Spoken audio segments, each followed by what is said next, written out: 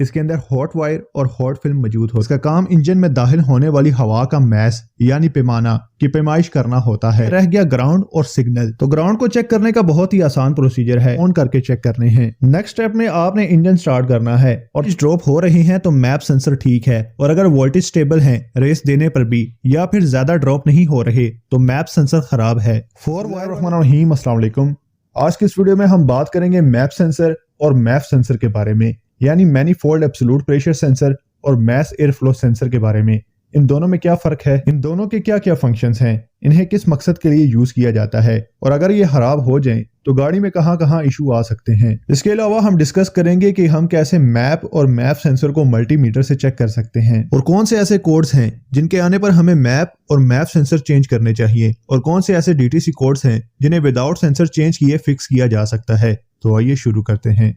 पहले हम दोनों सेंसर्स में डिफरेंस की बात करते हैं। Map sensor, mass air flow sensor. Map sensor दो मकसद के लिए इस्तेमाल किया जाता है। इसके अंदर हॉट वायर और हॉट फिल्म मौजूद होता है। हॉट वायर एक पतली तार होती है जिसका काम इंजन में दाखिल होने वाली हवा का मैस यानी पैमाना की पैमाइश करना होता है, क्योंकि अगर हवा गर्म है तो इसका मैस यानी वजन कुछ और होगा, और इसी तरह ठंडी हवा का वजन कुछ और होगा। और हॉट फिल्म का काम इंजन में जाने वाली हवा के बहाव की पैमाइश करना होता है। मैस एयर फ्लो सेंसर की लोकेशन आपको थ्रॉटल बॉडी से पहले मिलेगी। अब बात करते हैं मैप सेंसर यानी manifold absolute pressure sensor. ECU खास तौर पर फ्यूल इंजेक्शन के लिए मैप सेंसर की रीडिंग को यूज करता है। जैसे कि इस सेंसर का नाम मैनीफोल्ड एब्सोल्यूट प्रेशर सेंसर है, तो इसकी लोकेशन आपको इनटेक मैनीफोल्ड पर मिलेगी, यानी थ्रॉटल बॉडी के बाद। मैप सेंसर का मेन काम इंजन में जाने वाली हवा का प्रेशर यानी वैक्यूम प्रेशर को सेंस करके ईसीयू को सिग्नल भेजना है। ईसीयू इस सिग्नल को यूज करते हुए फ्यूल इंजेक्शन को कंट्रोल करता है। यहाँ तक हमने बात कर ली मैप और मैप सेंसर्स की डेफिनेशन,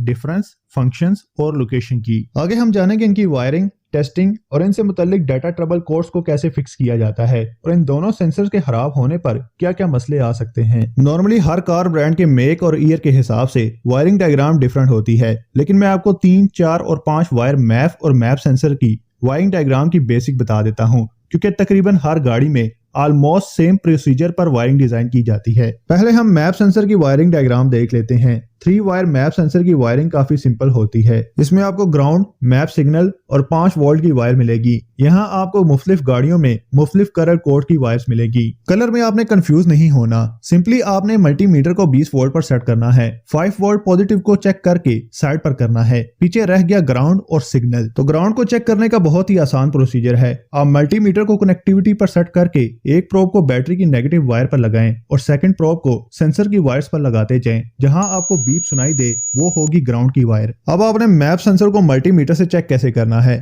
5 वोल्ट भी आपने चेक कर लिया और ग्राउंड भी। अब जो लास्ट वायर है यानी सिग्नल वायर, उसके वोल्टेज चेक करने हैं। सिग्नल्स के जो वोल्ट होंगे वो होंगे पॉजिटिव, लिहाजा मल्टीमीटर की पॉजिटिव प्रोब लगानी है। यहाँ आपको 2.5 से 3.5 के दरमियान वोल्टेज मिलेंगे। यहाँ तक आपने जितने भी वोल्टेज चेक करने हैं वो सिर्फ इग्निशन ऑन करके चेक करने हैं। नेक्स्ट स्टेप में आपने इंजन स्टार्ट करना है और थ्रॉटल देना है। थ्रॉटल देने पर जो सिग्नल वायर है उसमें जो वोल्ट्स हैं उन्हें कम होना चाहिए। ज्यादा रेस देने पर ज्यादा और कम रेस देने पर कम वोल्ट्स ड्रॉप होने चाहिए। अगर वोल्टेज ड्रॉप हो रही है तो मैप सेंसर ठीक है, और अगर वोल्टेज स्टेबल है रेस देने पर भी या फिर ज्यादा ड्रॉप नहीं हो रहे तो मैप सेंसर खराब है। 4 वायर वाले मैप सेंसर में भी बाकी की 3 वायर सेम हैं और उन्हें 3 वायर मैप सेंसर की तरह ही चेक करना है, बस इसमें एक IAT वायर इजाफी होती है। IAT यानी इनटेक एयर टेम्परेचर। इसके इंजन स्टार्ट पर 1.25 से 1.45 के बीच वोल्ट्स होने चाहिए। अब हम 5 तार वाले मैप सेंसर की वायरिंग डायग्राम और वोल्टेज को डिस्कस करेंगे। जैसे कि आप इस पिक्चर में देख सकते हैं कि मैप सेंसर की सब वायर CCM से डायरेक्टली आ रही हैं, सिर्फ 12 वोल्ट 24 स्विच के करंट को छोड़कर। इसके बाद ग्राउंड है। आगे आपने वायर्स के कलर्स को नहीं याद रखना,